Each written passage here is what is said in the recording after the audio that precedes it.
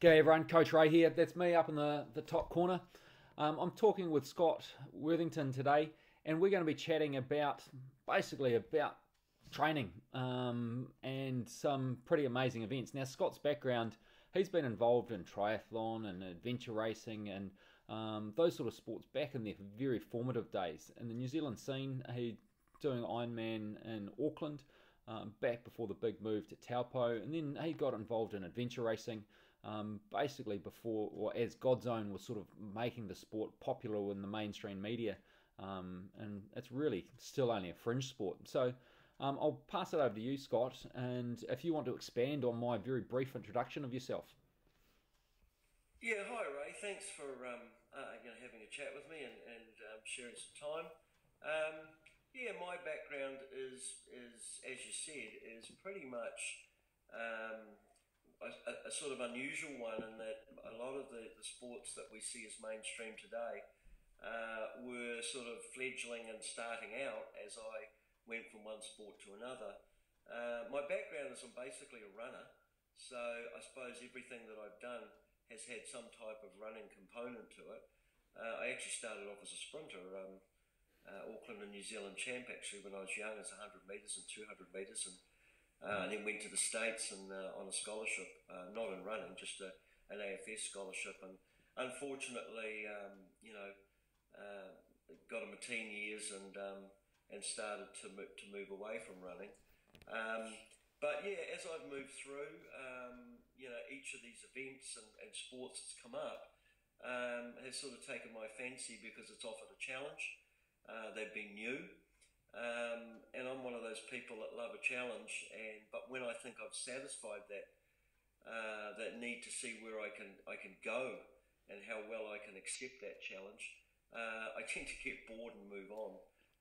Which, looking back, probably means I've never really done anything great in any particular sport. Being a runner, marathons, sort of I could never crack the 2:30, but got close, which sort of means you're better than an average runner, but you're not cracking the elite level, and that seems to be the story of my life. But, Yeah.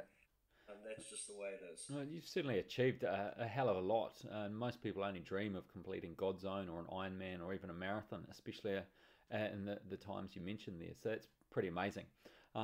You've got a wealth of experience in endurance sports, including, as I touched on before, Ironman back in the 90s when it was based on the old Auckland circuit, where the bike went out past Kawakawa Bay, and then more recently Godzone. You touched on how you got started in endurance sports. But in terms of, if we focus on Ironman for a bit, how many Ironman events did you end up doing? Okay, a few years ago since I've done Ironman, sort of I finished in the 90s, but I started, must have been around 1990, somewhere around there. So it hadn't been going very long, and I think it was the first one I did in Auckland was the DB Double Brown, if I remember right. It sort of became Kiwi in Auckland City. So I did, I suppose, 5 or 6, maybe 7 Aucklands. But then back then, the whole setup was very much, I think, a better setup in the sense that you had about 5 qualifying races around the world, Auckland being one of them, for Hawaii. So through that decade, pretty much started in 90, and I think my last one, if you go and look at the history of the event and you find out where it changed to Taupo, that's when I did the last Auckland one, and that was me. I finished the challenge, and that was that. So, but in between, I went and did Lake Biwa over in Japan, and did obviously Foster a couple of times. So I did a lot of racing, but I think the key thing through those years that I would say has happened in every type of sport that I've done, there's always a supplementary or complementary sport that happens around maybe the main challenge you're after. And I've always been a big believer in sort of getting involved with those. So back in the 90s, duathlon was very big.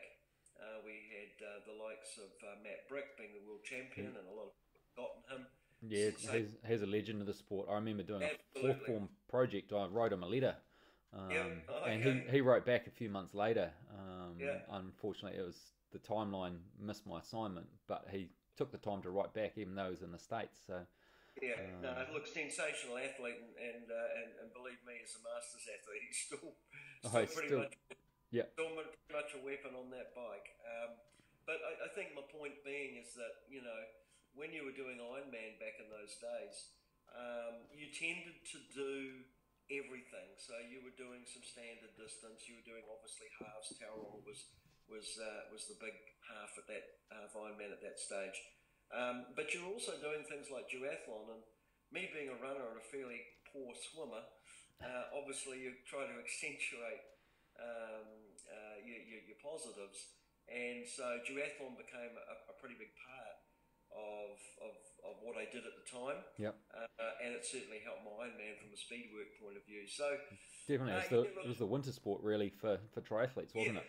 And exactly. So during that time of Ironman, although that was the sort of key goal, I went overseas, raced Ironmans overseas, raced them in New Zealand, but at the same time, got in the New Zealand age group team for the duathlon champs. Went to Texas along with Matt and so forth. So you were doing all these other things at the yep. same time. So I won't say it's a blur, but my There's a lot of things happening. Yeah, exactly. My memory of the 90s was doing lots of running, biking, and swimming. All sorts of distances. So. That's pretty much my memory of it too. Yeah, exactly. Although I didn't start my Ironman career then, but did my first half in 94 doing the Napier, 94, 95 it might have been, doing the Napier half Ironman. Which, as you mentioned, Port Tauranga was really the only half Ironman back then. There were a couple of others, somewhere down south as well. There was a couple of. It's a bit like the marathon scene. This is the key, the Rotoruas and so forth that are stuck on the calendar. But there's been, attempts to start other events. And look, I still remember going down to events that there might have only been run once or twice. And the good thing about New Zealand, you'd go down thinking, I'll burgle this event. Everyone else had the same plan. Yeah, you'd find some young, I remember us going down and doing an event in Matamata and thinking we'd easily win it, and some young guy just blew us out of the water, and his name was Cameron Brown. Yeah. And we didn't know who the hell he was. But luckily afterwards, you don't feel so bad when you're being beaten by Cameron, but that was the state of the play then, and I'm sure it is now. There's some really, really good athletes around, and even if they don't seem to go anywhere on a larger, scheme and scale of things, the calibre and certainly back in the 90s anyway. You'd have some good memories of the old 10-60-10 duathlon format, wouldn't you? Yep. But there was, unfortunately, triathlon in Auckland had a few issues on specific races over road management and so forth, and that seemed to kill it. And may have been one of the reasons, I don't know, behind it going from Auckland to Taupo. And I'm sure people love Taupo. I've never done it, so I really can't compare. But I loved Auckland.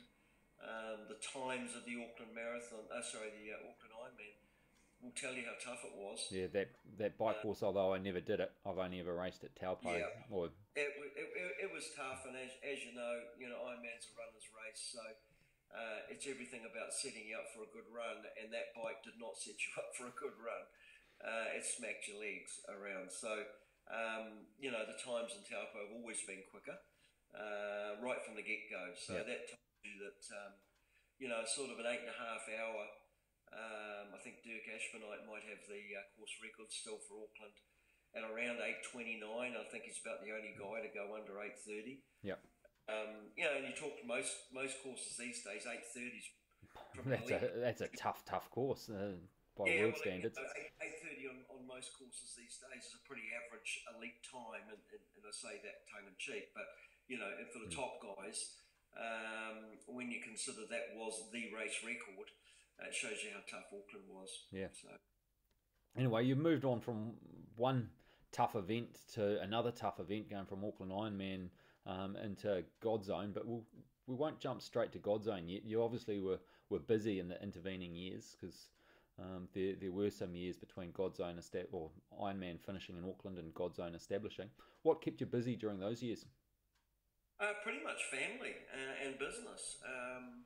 As I say, I've always been one for a challenge, and and prior to finishing my running, and in between that and triathlon, I sort of became an A-grade squash player, and I ended up teaching karate, and I just sort of anything I'd get my hands on and give it a go, and then I'd get bored.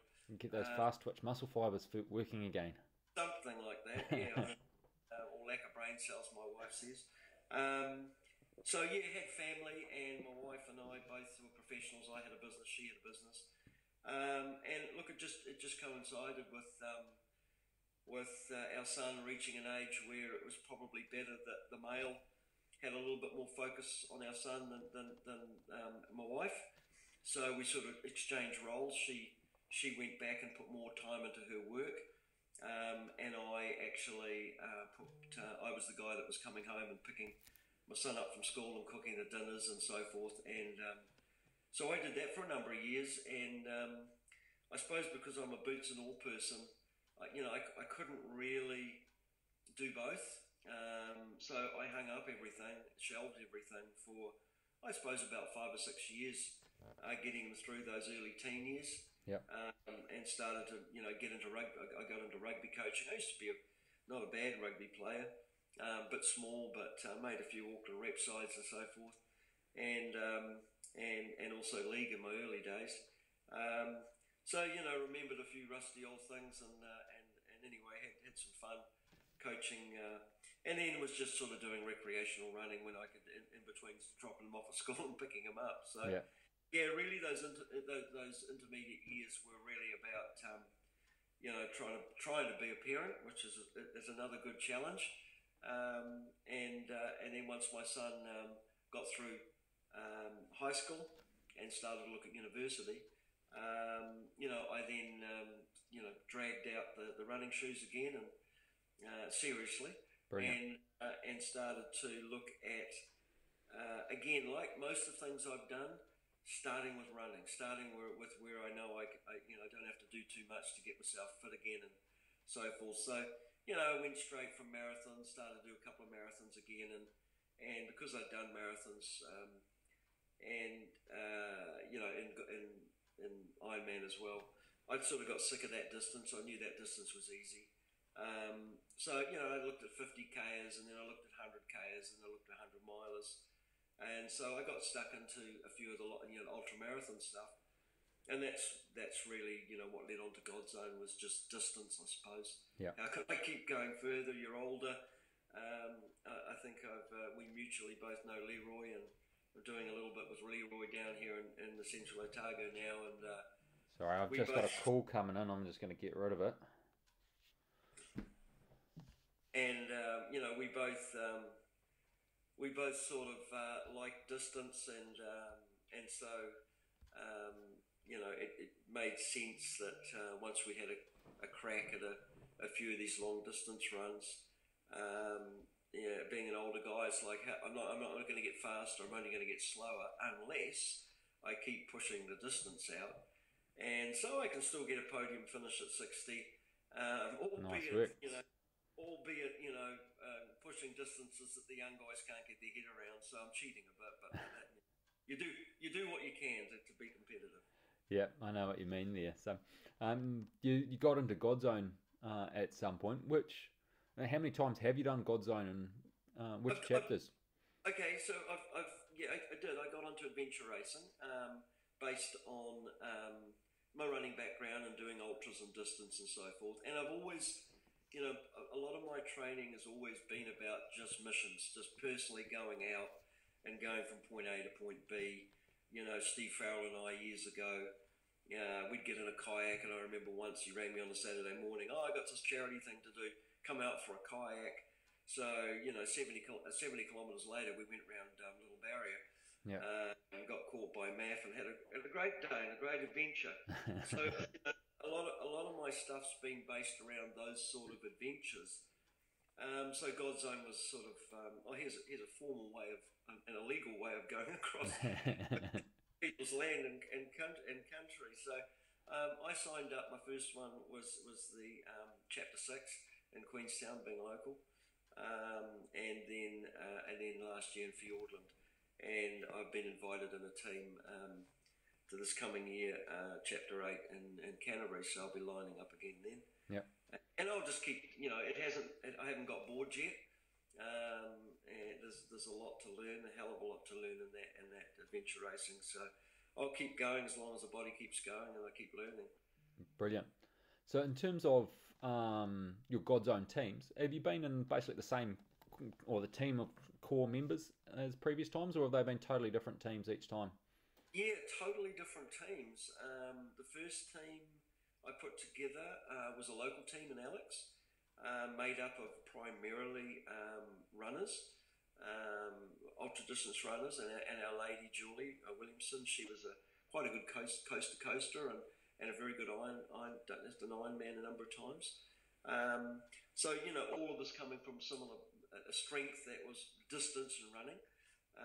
100 milers and so forth is a great advantage in God's Own, because you can easily get your head around those legs. Last year in Fjorden we had I think 110k trek leg and 150k trek leg, and we just don't bat an eyelid. That's easy, but for a lot of people they can't. The first stumble is the distance, the mental block to it. Yeah, going, I can ride a bike and it takes a very long time. Yeah, can I consider running it? And then chuck a pack on, and then add navigating. Exactly. So that was my first team, was a local team, and God's Own seems to be one of those things that, from my experience so far, that people are either very entrenched in, or it's a bucket list. And there seems to be a lot of people, or there's a third category, they'd like to do it, but they're scared shitless, basically. That's me. Yeah, so it's funny that so far the bulk of the people that I've talked to have been bucket listers. In other words, it's a sort of once-off thing, which is a shame, because there's no way you can get that event right first time, even second time or third time possibly. And certainly there's a huge financial investment in the equipment and so forth, let alone time. So first one was an Alex team. Second one really was, we called ourselves Accidental Adventurers because we all met by accident. I was again looking to create a team, and just through accidental bumping into people, and then somebody else bumping into somebody else, we put a team together, and this coming year will be sort of the first year where it's not that way. It's basically a guy that's invited me from Canterbury, who we met during the race, and he has two ladies, so we're going to be a two-man, two-female team this year, and the ladies are quite strong. One's ex-military, I haven't met them yet. We've got, in fact, our first meeting is supposed to be at Mount Cook this weekend, so we're just going to have a bit of an adventure around there, and doing a bit of navigation actually with the SAS. I'm on board to be the navigator along with Ben. So we're going to have two navigators and two ladies who hopefully will teach them navigation. Yeah, it's better to have more heads than. Totally agree. And being in a team where you've got two navigators to bounce ideas off, or to hand over the responsibility when you're at that, I won't say rock bottom, but in those troughs in adventure racing, it's always handy. Absolutely. So that's it basically so far. 3 years and three completely different teams. Brilliant. So other than the obvious difference between Ironman and God's Own, what are some of the subtle differences between them? I'm not, it's one of those things that I'm not sure there are any really subtle differences. I think the differences between the two are quite huge in the way that they contrast. Obviously, they're both endurance events, but I liken God's Own to Ironman as almost 100 meters sprint versus a marathon. Certainly Ironman, not so much when I was doing it, but certainly it's evolved as people have got stronger, and most importantly, coaching and the science of the sport has got way, way better. Compared to God's Own, it's a sprint. It's a Yep, totally. it's a high performance max sprint, you know. And God Zone's not like that. God Zone's completely the opposite. It's not a sprint. If you try and sprint it, you know, you'll come a cropper. Yeah. So, you know, that's probably in its most basic form that the difference. I suppose they're both endurance events in relative to shorter events. But, you know, it's a bit like asking somebody, you know, to go out and you know, run at 250 pace or 230 pace or some unbelievably fast 10k pace and try and keep it up for a marathon distance. You can't. Yeah. You've got to, you've got to expend energy relative to the distance and the event. And so God Zone's one of those ones where you've got to be really, really smart. And then obviously, holistically, God Zone is, and this is probably why I like it now, it has every component of every sport that I can think of. And I don't mean cycling, you know, kayaking and so forth. I mean every aspect, the training, the organisation, the social skills, trying to get a team to connect and work together, the planning. I mean, it is really quite an amazing event in that sense. You can plan Ironman with your coach pretty easily and pretty quickly. And sit down over a cup of coffee and do that. Yeah, exactly. And that's about consistency and honesty, you know. And certainly so is God Zone. It's about being consistent in your training and certainly honest. But, you know, the planning right down to the gearboxes you're going to use, that starts months and months and months out. Yeah. So yeah, it is to me a very complete event. If you want to challenge every aspect and you want to get involved with your team, some team members obviously really want to go along for the ride in the sense that they're making up the number and they just want to be in the race. But if you really want to get involved with God Zone and you want to step up to the plate and possibly be a team captain or at least share the load properly in the team, then it really is an all-consuming event, and that's what I love about it. Yeah, I've only done some absolute wilderness type adventure races. The sort of 12-hour, or I took a team through once, effectively guiding a couple of women, and that was 22 and a half hours for a 12-hour expedition race. But it was absolutely amazing. I won't say I had a ball, but I absolutely loved the challenge.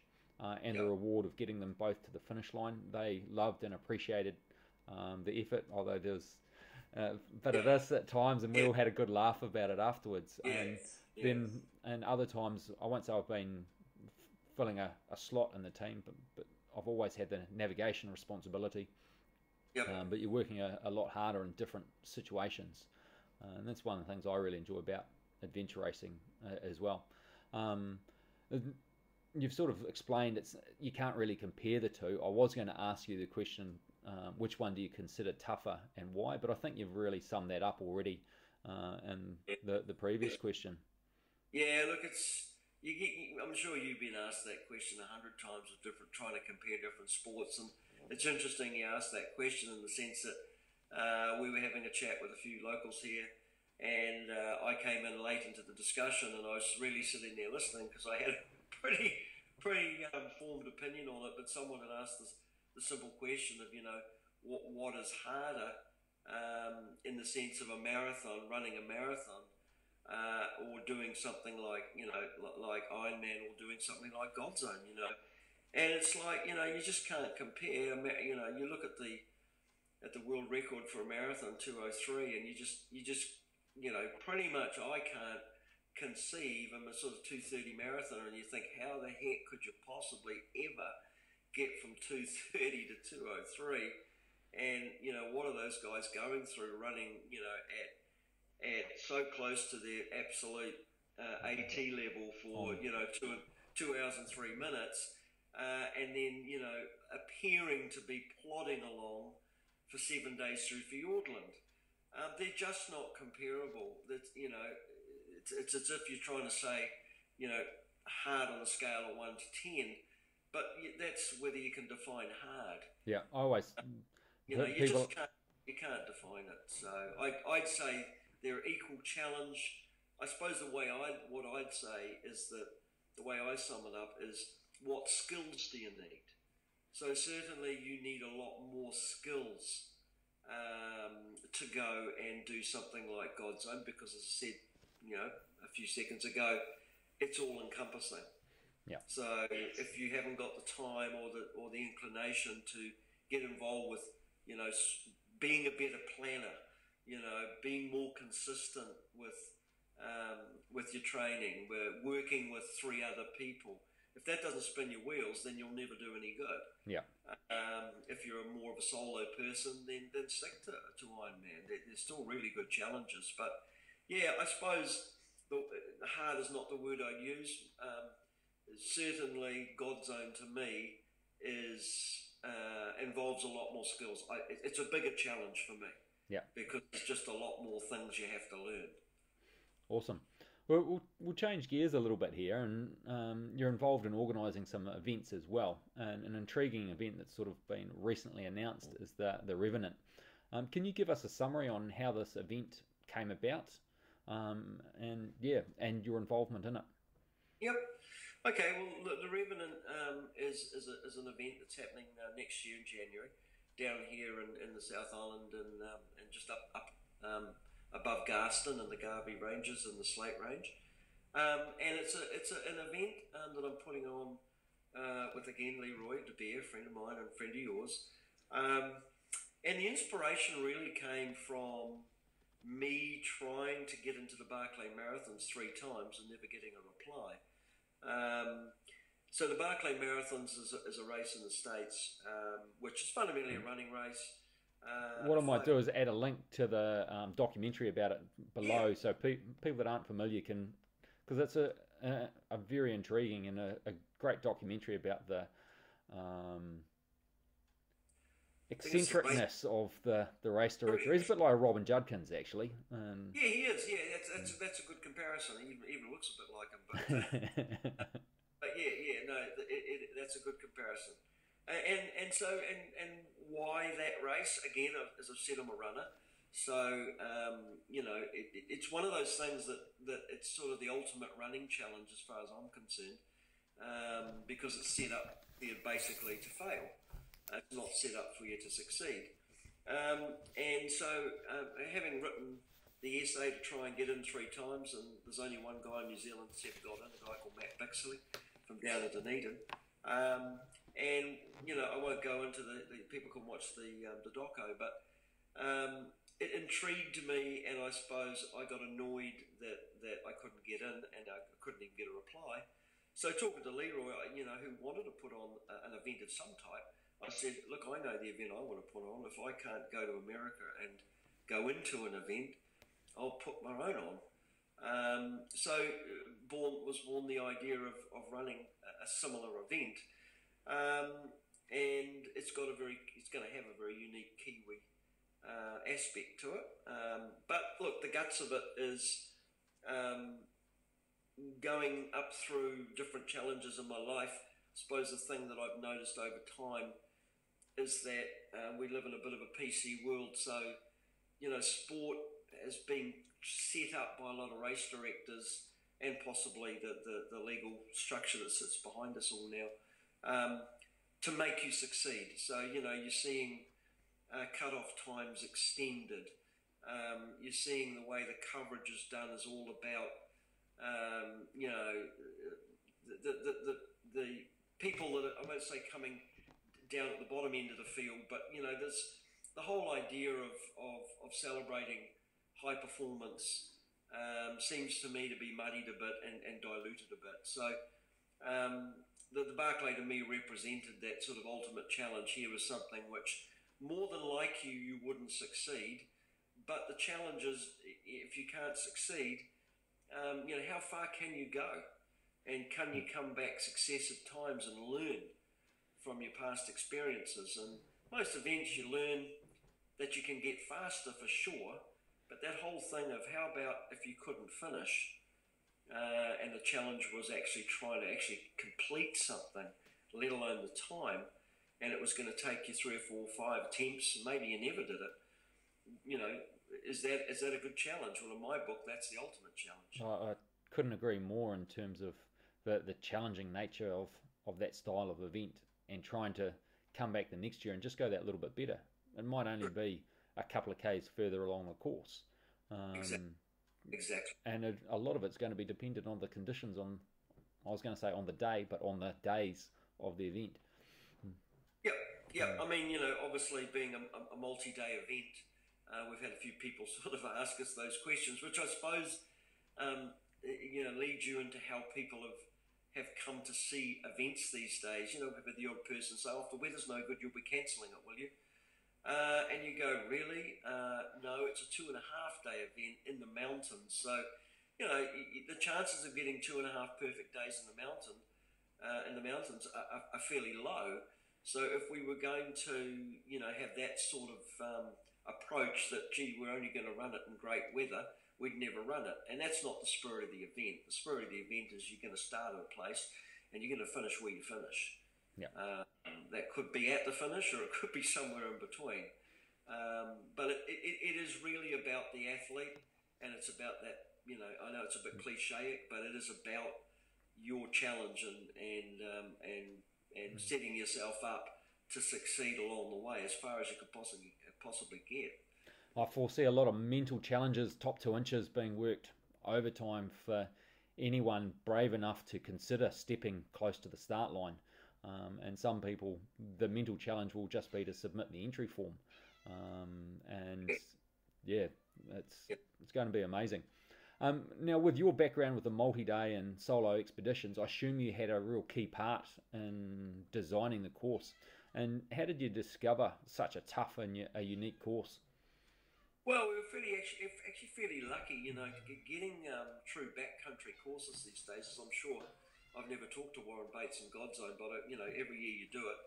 I'm amazed at how he can put such lineal courses through hundreds of kilometres of land, and the red tape that he must have to go through. So we were lucky enough to do it, or I was lucky enough to do an event down at a place called Welcome Rock, which is a Blackmore station. It's a station that's been in the O'Brien family for 4 generations, and runs a couple of little races there, unique little races, and I went and did one. And I got chatting to Tom after the race, and he sort of said, well, eventually I'd like to put maybe a 100-miler or some, quite challenging running event on there. And because I was doing adventure racing and a lot of ultra marathons, we sort of got chatting, and anyway, 2 years went past before we reconnected when I was thinking about this idea of the Revenant. And I went and approached Tom and sort of said, look, I've got this idea. 2 years ago, you had the property. Do you still have it? And are you still interested? And he said, absolutely. So that's how it sort of came about. We were lucky to get a private piece of land, and a piece of land that's big enough to run what is going to be, although it's 4 laps, each lap is a 50-kilometre lap if you navigate it correctly. And I don't think you're going to find a 50k loop somewhere that has as much diversity in terrain. So whereas the Barclay is sort of a Blue Mountain, sort of Tennessee, all under canopy, mud, pretty much, you're going to do 100 miles there and nothing much is going to change. You might see the sun a little bit occasionally when you come out underneath the trees. Our one is completely the opposite, completely Kiwi. So, you're going to be running 1 minute in shoulder high snow tussocks with lovely Spaniards hidden in between to keep you honest, through Matagari, and then you're going to be my 2 favourite plants. Exactly, 2 favourite plants. And then you're down into the Nokamai River, which really, if you look at some photographs on our website, I could have taken those anywhere on the Fjorden leg of Godzone, through to very much central Otago, rock tours and schist rock, and then parts of the course down into, again, a couple of shots we'll show you on our website. You'd almost think, well, you are in Southland. The border between Central Otago and Southland goes across the course. But at that part of the course, you know, you could be down in Southland farmland, Yeah.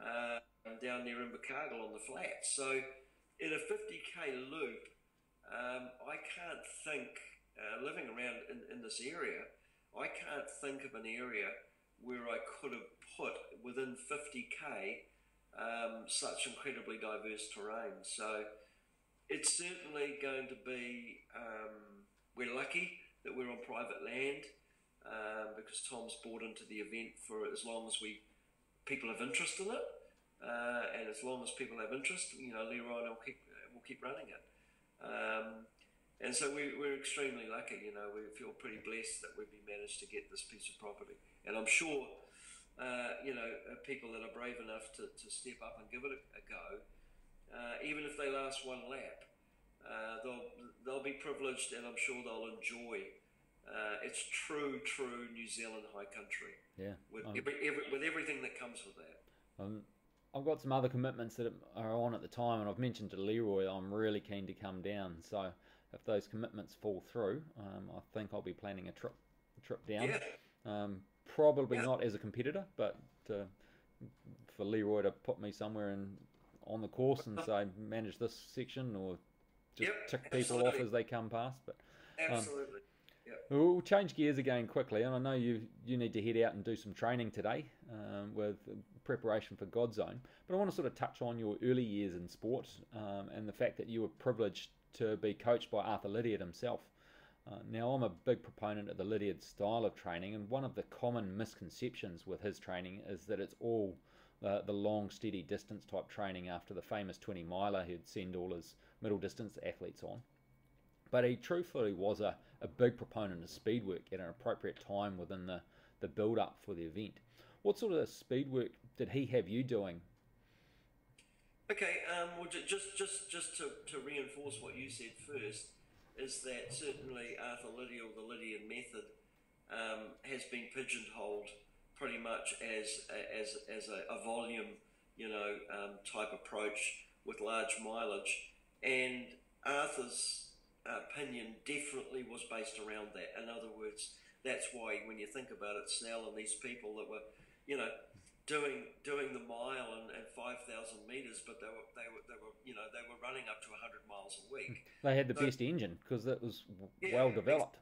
Exactly. So there's no question that, you know, you can't get away that mileage and volume is a big part of the Lydiard method, and we certainly covered that off. But yeah, the misconception is that there was nothing else.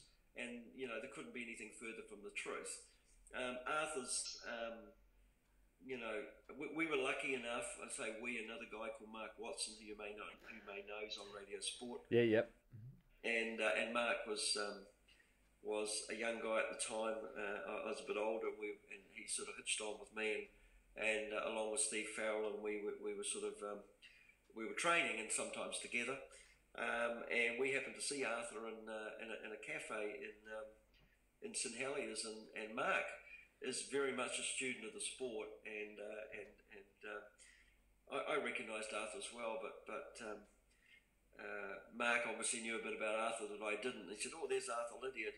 I hear that he's so open and so passionate about running that if you approach him and ask him, he'll just start looking over your program and start, you know, advising you what you're doing wrong and right." And I'm like, yeah, really? And next minute he's up from his coffee over there, and next minute he's beckoning me over, and we're sitting down talking to Arthur Lydiard. Wow, so, what an introduction. Exactly, and that's the sort of guy Arthur was. That's how passionate he was. And so look, yeah, the type of speed work, I suppose the first thing I'd say is the Lydiard method, to me anyway, was all about timing. There was a time and a place to do things. So the mileage sat behind as the backdrop, but there was always a time to do things. And obviously interval training was a big part of the Lydiard way of doing things. And those intervals went right through from your speed work. So, you know, if you're doing a strength phase into hills, there was always an interval part of that. So you might have gone and run the famous Wairarua loop, which, coming up into Titirangi, up through Titirangi, up over the Scenic Drive, certainly has a nice pitch on the way up. But, at different times as you started to approach the end of your strength phase, there would be a speed element to that strength phase. So all of a sudden you might be doing, 2 or 3 minute speed intervals up that hill. But then ultimately the true speed sessions were made up of, some track work. But generally, speed work based around intervals, and probably the one that comes to my mind that we probably did the most, but maybe that's because I liked it the best, and that was the old pyramid style. Yeah. So the one that comes to mind was one we did quite often was a 1 to 6 to 1. So 1 minute hard, 2 minute 1 minute hard, 1 minute easy, 2 up to 6, 5, 4, 3, 2, 1. So up and down, and that was the basic structure. But at what pace you did each one of those varied depending on where you were in your time frame towards your race. So as you got closer to your race, the speed at which you would do those in excess of your so it was all based on race pace, and it was all based on a percentage of race pace, and that percentage could be 120%. Yeah. And so sometimes those pyramids were relatively consistent, and sometimes the speed within that would also change. So in other words, he might have you going at, if you were going to do a 10K race, for example, so he might have you running, a negative type structure where you start off with the scale on the way up to 6 being a little bit easier than the scale on the way down. And then as you came back down, those intervals just got harder and harder and harder and harder. So he had a number of ways of varying that, but the structure was flexible enough that within that, a bit like making a fruit cake. You can make a fruit cake 100 ways, and that's a beautiful thing. It still ends up being a fruit cake, but sometimes it's better than the other because you throw a few currants and raisins amongst with the cherries. So I loved the speed work, and the speed work was the icing on the cake. And if you didn't do the speed work, then that mileage didn't count for a lot. No. I remember, the comment, if you go out and run and train, roughly you go for a long run and you do 4 hours to do 42K, it's pretty much how you're going to race. His strategy was all about maxing the body and taxing the body over and above what your expectation was in the race. And you certainly can't go out and do that from the get-go, but you can teach your body and your mind to put up with, doing 4-minute K pace if you want to do a 2:48 marathon. Yeah. But you're much better off if you can teach it to go a bit quicker in shorter bursts. Yeah. So, look, that way you've got that capacity above. Correct. Yeah.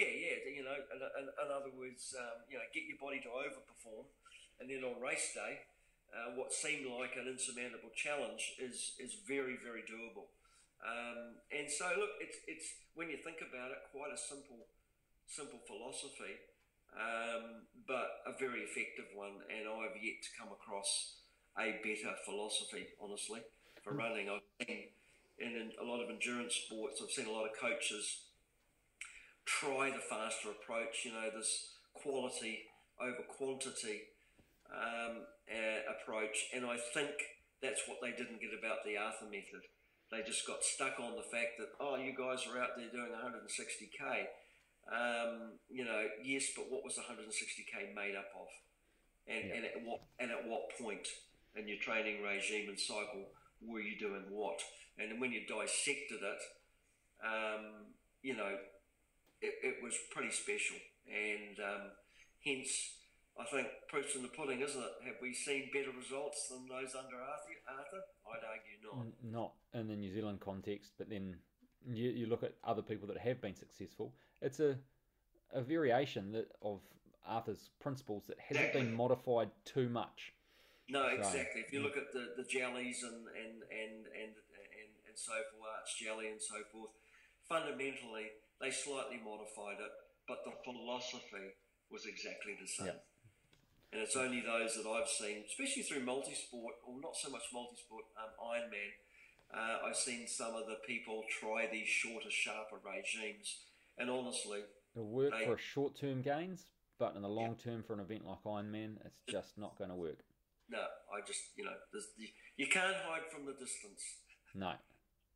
Hey, talking of distance, I know you've got some training to get out and do with God's Own training. Do you want to just quickly take us through what your plans are for today's session, and then I'll let you get out the door and get into it? Oh yeah, well obviously we've just heard that it's in Canterbury this year, so I've been waiting for that to sort of design my new training schedule. So it'll mean vertical, it'll mean climb, and a lot of people forget that climbing means also descending, and descending is really what trashes you. So I've started a new program, and that program will be working a lot on vertical. So today I'm going to head out and do 25k in the hills with probably around about not too much, probably only about 1,500 meters of vertical. We're lucky down here that we can. I won't today, but we can get climbs of 1,500-1,600 continuous, which I know in the north's pretty hard to get. So we're pretty lucky down here. And then followed by a bike, pretty short, sharp bike today on single track with a bit of climbing in it. And so I base my God's Own training from basically doing a minimum of 50 kilometres a day at the start, and that's combined of whatever I'm doing, if it's a kayak or run or whatever. But I never do it. I never do a single discipline in a day. Never. Yeah. I always do religiously at least two, and then on the weekends I'll maybe kayak somewhere, climb off that, come back, and then jump on the bike and go and do something. So today's session is just the first of my new cycle, and we'll start in the hills. Brilliant. Well, go out and enjoy it. Thanks for your time today. I'll include some links down below to the Revenant event so people can check that out. But I'll also chuck in the link to the Berkeley's Marathon, the Netflix documentary. So that'll be unique. Thanks for your time, and appreciate your comments and advice and guidance. Thanks, Ray. Appreciate it. Cheers.